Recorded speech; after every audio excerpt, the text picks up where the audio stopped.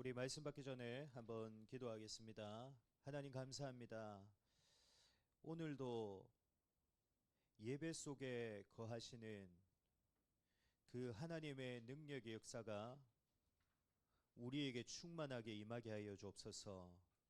그래서 예배를 통해 우리의 육신과 영혼과 마음과 생각과 우리의 전인격이 하나님으로 인해 살아나는 시간 되게 하여 주옵소서. 하나님의 능력을 덧입는 시간 될 수 있도록 하나님 축복하여 주옵소서. 그래서 우리의 예배, 살아있는 예배 되게 축복하여 주옵소서. 살아계신 주 예수 그리스도의 이름으로 기도드립니다. 아멘. 네, 오전에 주신 우리 말씀부터 정리하도록 하겠습니다.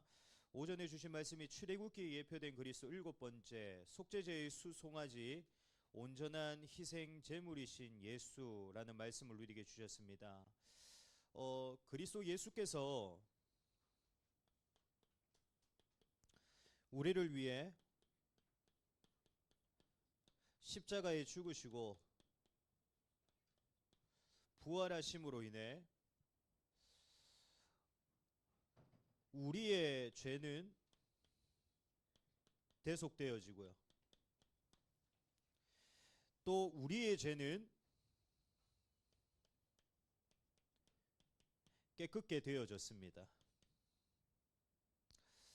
뿐만 아니라 그리스도 예수께서 우리를 위해 십자가에 죽으시고 부활하심으로 인해 이 죄로 인해 우리가 마땅히 받아야 되고 우리가 마땅히 당해야 될 이 죄에 대한 수치와 또 죄에 대한 저주와 재앙, 그 속에서 오는 고통과 하나님의 진노와 또 우리가 당해야 될 심판의 자리에 그리스도 예수께서 대신 서시면서 우리를 구원할 수 있는 새로운 살 길을 여십니다. 다시 말하면은 구원의 길을 우리에게 열어주신 것입니다. 그래서 우리는 반드시 기억해야 됩니다. 우리 인간의 문제는 어떤 문제냐? 죄 문제예요. 인간의 근본적이고 본질적인 문제는 죄 문제입니다. 그 죄 문제가 해결되어지지 않고는 우리가 죄인 된 상태 속에서 벗어날 수 있냐? 벗어날 수가 없어요. 그래서 그리스도 예수께서 십자가의 죽으심과 부활하심으로 우리의 죄 문제를 완전히 해결하신 것입니다. 그래서 우리에게 다른 게 소망이 되어질 수가 있냐? 다른 게 소망되어질 수가 없어요. 세상의 것이 우리에게 소망이 되어질 수 있냐? 세상의 것이 우리에게 소망되어질 수가 없습니다.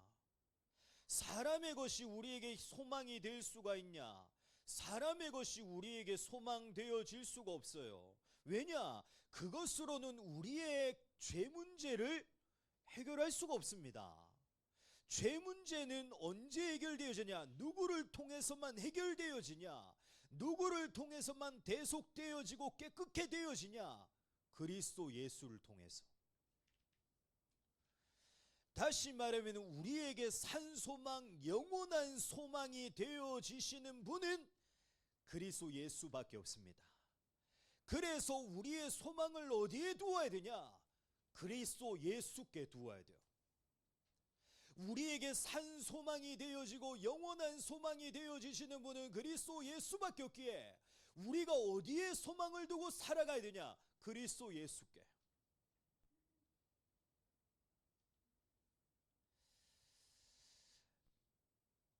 왜 우리가 흔들립니까? 우리가 살아가다 보면은 낙심되고 절망되어지는 순간이 생기잖아요. 우리에게 두려움이 몰려오는 순간이 우리에게 생기지 않습니까? 그게 왜 오겠습니까? 단순히 우리에게 지금 눈앞에 닥쳐 있는 문제와 어려움이 너무나 힘들고 괴롭기 때문에 오겠습니까? 우리의 상황과 환경이 너무나도 힘들고 괴롭기 때문에 올까요? 아닙니다.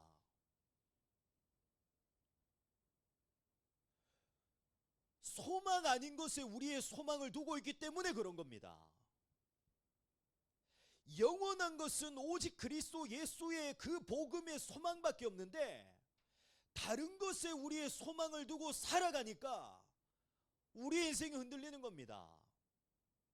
영원할 수 없는 것을 바라고 영원할 수 없는 것을 붙잡고 소망 아닌 것을 바라고 그것을 향해 달려가고 있기 때문에 우리가 어떤 인생이 되어질 수밖에 없냐? 흔들리고 넘어지고 낙심되고 절망되고 두려움이 생기고 염려되어지는 인생이 되어질 수밖에 없는 것입니다. 진짜 우리가 우리의 소망이 되신 그리스도 예수께 우리의 모든 소망을 두고 살아가잖아요. 우리의 인생 흔들릴 수가 없습니다. 우리가 어떠한 상황과 환경과 문제 가운데 처해 있다 할지라도 우리는 낙심되고 절망되어질 수가 없어요. 진짜 우리의 소망을 그리스도 예수께 둔다. 나의 모든 소망을 그리스도 예수께 두고 살아간다. 우리에게 두려운 마음이 올 수가 있냐? 두려운 마음이 올 수가 없어요. 괴롭고 힘든 마음이 올 수가 있냐? 괴롭고 힘든 마음이 올 수가 없습니다.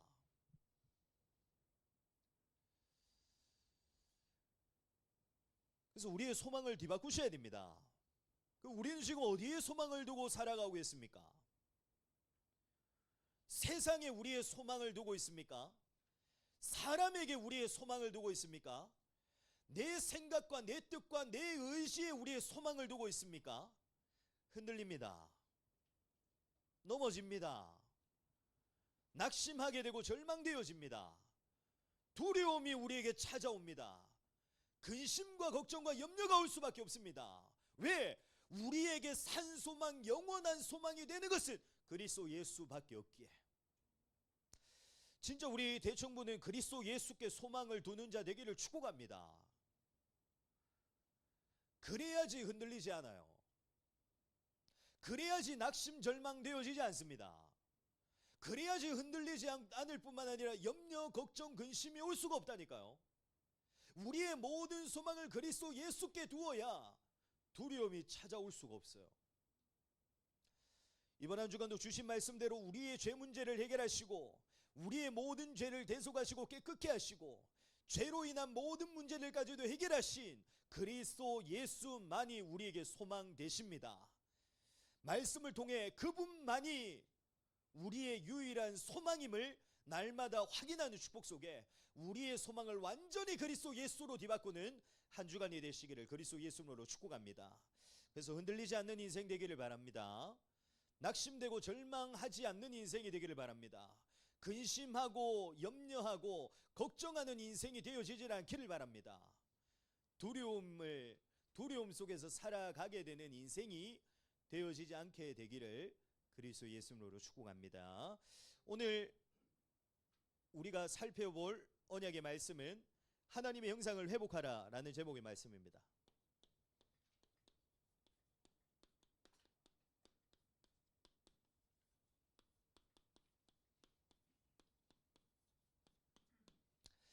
지난주부터 또 새롭게 창세기를 시작으로 성경 읽기가 시작되어졌습니다.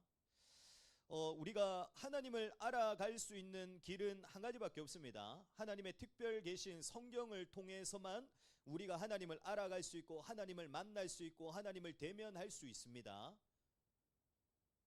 놓치지 말고 그 축복을 새로운 마음을 가지고 누려나가기를 그리스도 예수님으로 축복합니다. 그래서 하나님을 더욱더 깊이 알아가게 되는 2026년이 되기를 축복합니다. 오늘 이제 우리가 살펴볼 말씀은 하나님의 형상을 회복하라 라는 제목의 말씀인데요. 하나님이 우리를 어떻게 만드십니까? 우리가 너무나도 잘 알고 있죠. 오늘 우리가 읽었던 말씀과 같이 창세기 1장 27절에 보면은 하나님께서 사람을 다른 피조물들과는 다르게 하나님의 형상대로 사람을 만드십니다. 그러면 하나님의 형상대로 사람을 만드셨다는 것은 무엇을 의미하죠? 단순히 그 사람을 하나님을 닮은 존재, 하나님의 성품을 가진 존재로 만드셨다. 물론 그 말도 맞지만 단순히 그것만을 의미하는 것이 아닙니다. 이 형상이라는 단어의 그 원어를 살펴보잖아요. 히브리어로 첼렘이라고 합니다. 원어를 보면은. 근데 이 첼렘이라는 원어의 의미를 보잖아요. 어떤 의미를 가지고 있냐면 어떤 존재를 대신해서 그 존재를 보이게 하는 것을 의미합니다. 어떤 존재를 대신해서 그 존재를 볼 수 있게 하는 것을 보고 바로 형상이라고 합니다.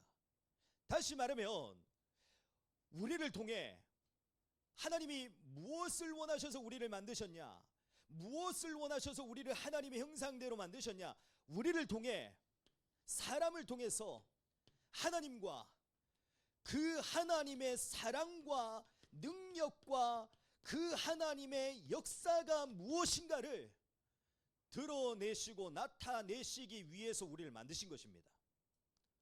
하나님께서 왜 우리를 하나님의 형상대로 만드셨냐? 웨스트민스터 소요리 문답 1문에서도 말씀하고 있고 또 올 한 해를 시작하면서 우리에게 주신 말씀과 같이 우리를 통해서 거룩하신 그 하나님의 이름과 그 하나님의 영광을 우리를 통해 드러내시고 나타내시기 위해서 우리를 만드신 것입니다. 오늘 우리가 읽었던 창세기 1장 26절과 28절에서도 말씀하고 있듯이 우리를 통해서 모든 것을 정복하게 하고 다스리게 하자 하신 이유들도 마찬가지입니다. 단순히 하나님께서 우리에게 통치권과 지배권을 주시기 위해서 하나님께서 우리에게 다스림과 정복권을 주신 게 아니에요. 우리를 통해서 하나님이 무엇을 원하시냐? 하나님의 통치하심이 무엇이며 하나님의 다스림이 어떠한 것인가를 우리를 통해 나타내시기 위해서 그 모든 것을 하나님이 우리에게 허락하신 것입니다. 그래서 이사야 43장 7절에 보면 이렇게 말씀하고 있죠. 내 이름으로 불려지는 모든 자 곧 내가 내 영광을 위하여 창조한 자를 오게 하라. 내가 그를 내가 지었고 그를 내가 만들었느니라. 아멘.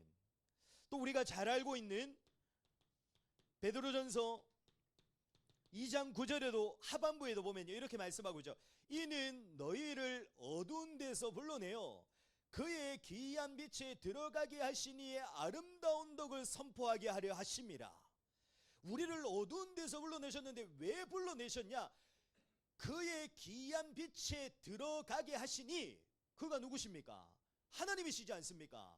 그 하나님의 아름다운 덕을 선포하기 위해서 우리를 불러내셨다고 말씀하고 있습니다. 쉽게 말하면 우리를 통해서 하나님이 누구시고 하나님이 어떤 분이시고 하나님이 지금도 어떤 일을 행하시고 하나님이 지금도 어떤 역사를 하고 계시는지 우리를 통해 드러내시고 나타내시기 위해서 하나님이 우리를 만드셨다고 분명히 말씀하고 있습니다. 그래서 우리는 반드시 기억해야 됩니다. 이것이 우리의 인생의 목적이에요.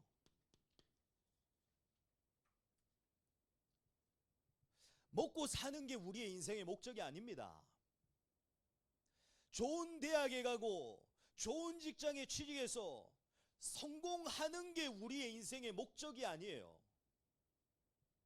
내가 원하는 대로 되어지고 내가 바라는 대로 되어지는 게 우리의 인생의 목적이 아니라니까요. 진짜 우리의 인생의 목적은 무엇이냐?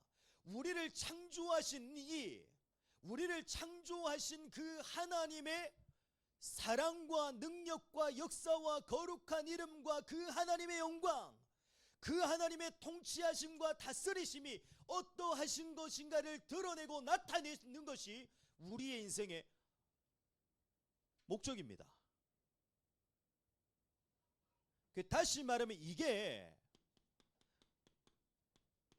목적을 넘어선 우리의 사명이에요.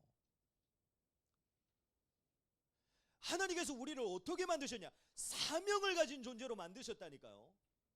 그냥 단순히 살아가는 존재로 우리를 만드신 것이 아니라 하나님이 주신 사명을 이루며 살아가는 존재로 하나님이 우리를 만드신 것입니다.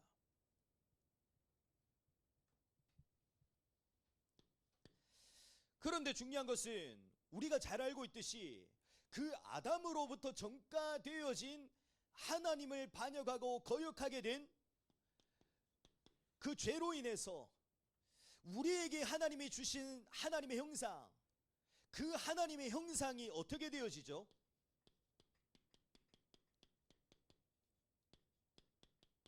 왜곡되어집니다.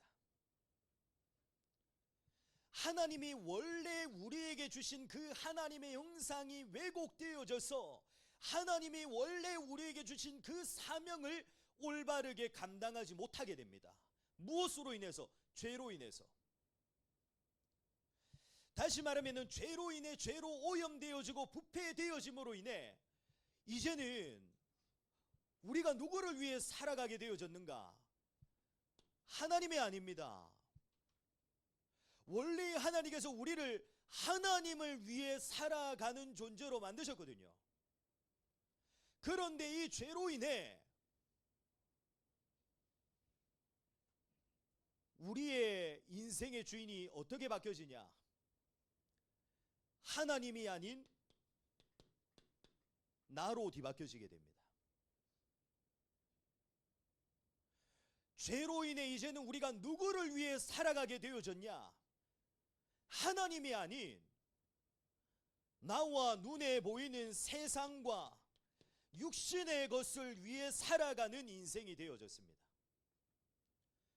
우리의 선택과 결정, 우리의 방법과 계획과 목적, 그 모든 것들이 하나님이 아닌 나와 세상과 육신의 것으로 뒤바뀌어져 버리게 됩니다. 그게 죄로 인한 결과입니다. 그래서 예레미야 2장 11절에서 12절에 보면 이렇게 말씀하고 있습니다.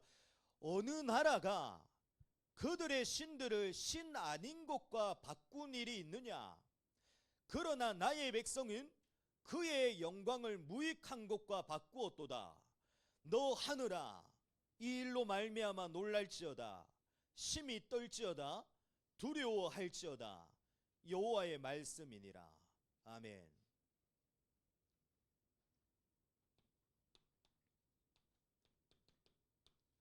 로마서 1장 23절에도 보면요, 썩어지지 아니하는 하나님의 영광을 썩어질 사람과 새와 짐승과 기어다니는 동물 모양의 우상으로 바꾸었느니라.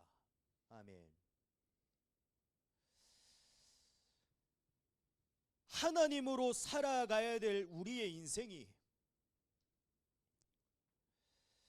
나와 세상과 육신의 것을 위해 살아가는 인생으로 바뀌어짐으로 인해 결국에는 모든 사람의 인생이 어떻게 뒤바뀌어지게 되었냐?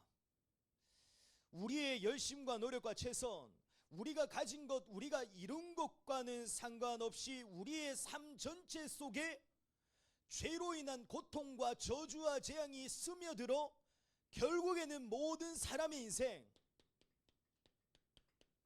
무너짐을 당하는 인생으로 뒤바뀌어지게 됩니다.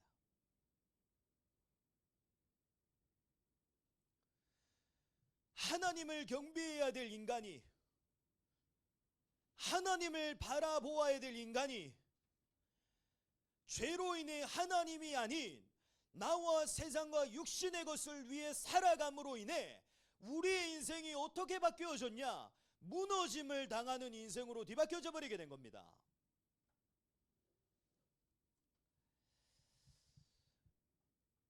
그래서 성경을 읽어보세요. 하나님께서 성령을 통해 우리에게 무엇을 보여주고 계십니까? 하나님이 중심되어지지 않고 하나님이 우리를 만드신 대로 하나님의 형상으로 살아가지 않으면 우리의 인생이 반드시 어떻게 흘러가는지를 하나님이 보여주고 계시지 않습니까? 그래서 우리는 반드시 명심해야 된다니까요. 하나님의 형상이 회복되어지지 않고 하나님으로 살아가지 않으면 우리의 인생은 결국 어디로 올라가게 되냐? 무너짐으로 올라갑니다. 그래서 예레미야 17장 5절에서 6절에 보면 이렇게 말씀하고 있습니다. 여호와께서 이와 같이 말씀하시니라. 무릇 사람을 믿으며 육신으로 그의 힘을 삼고 마음이 여호와에게서 떠난 그 사람은 저주를 받을 것이라. 그는 사막의 떨기나무 같아서 좋은 일이 오는 것을 보지 못하고 광야, 간조한 곳, 건건한 땅, 사람이 살지 않는 땅에 살리라. 아멘. 우리가 하나님으로, 하나님을 위해 하나님의 형상으로 살아가지 않으면 반드시 무너짐의 결과는 옵니다. 그래서 우리는 회복해야 됩니다. 무엇을 회복해야 되냐? 하나님의 형상을 회복해야 돼요. 원래 하나님이 우리에게 주신 그 하나님의 사명을 우리는 회복해야 됩니다. 그러나 중요한 것은 우리의 것으로는 회복되지 않습니다. 우리가 아무리 그 결단해도 되어지지 않아요. 우리의 의지로 되어지냐? 우리의 의지로도 되어지지 않습니다. 그러면 우리가 어떻게 하면 그 하나님의 형상을 회복할 수 있냐? 무엇으로만 하나님의 형상이 회복되어지냐?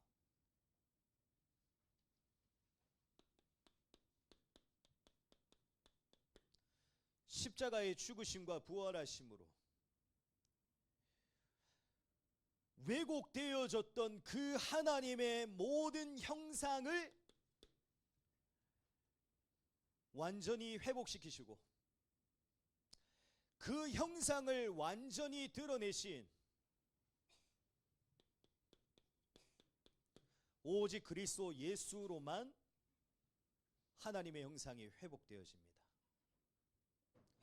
하나님의 형상을 입고 이 땅에 오신 그리스도 예수로만 하나님의 형상이 회복되어져요.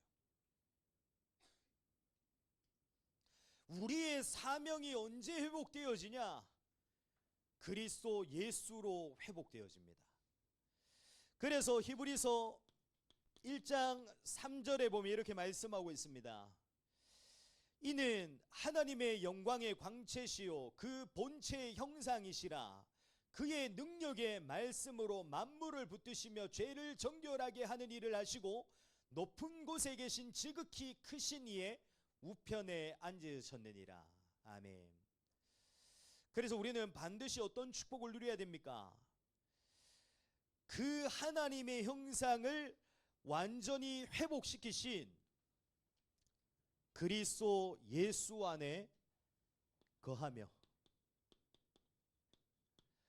그 그리스도 예수 안에 머물러 있는 축복을 우리는 누려야 됩니다. 다시 말하면 날마다 매 순간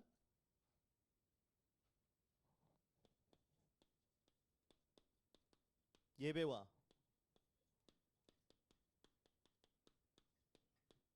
말씀과 기도의 자리, 그 그리스도 예수의 은혜가 우리에게 머물러 있는 그 자리 속에 우리는 들어가야 됩니다.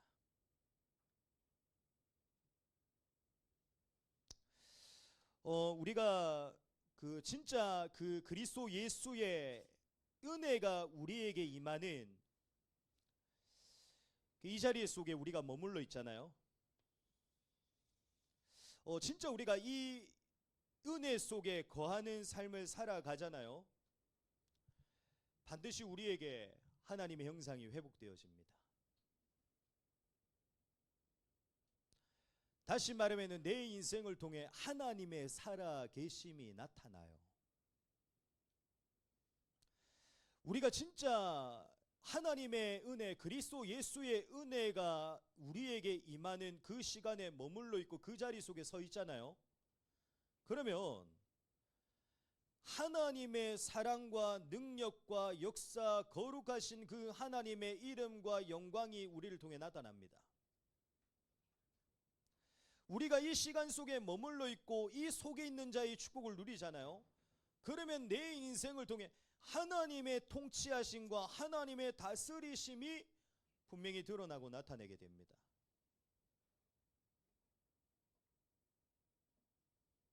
그래서 이번 한 주간도 놓치지 마시고요. 하나님의 형상을 회복하기를 바랍니다. 하나님의 것이 내 인생을 통해 드러나고 나타나는 그 우리의 사명을 회복하기를 바랍니다. 우리의 힘과 우리의 능력과 우리의 방법으로는 되어지지 않습니다. 그리스도 예수의 은혜와 능력이 내게 임하는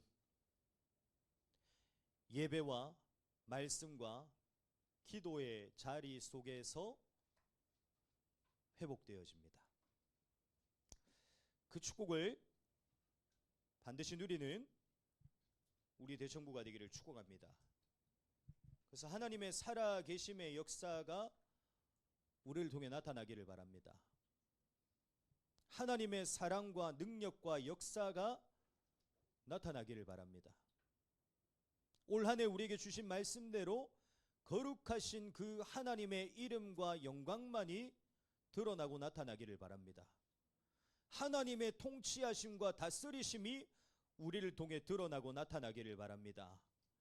그것이 우리의 사명입니다. 그 사명이 회복되어지는 이번 한 주간 되시기를 그리스도 예수님으로 축복합니다. 우리 말씀을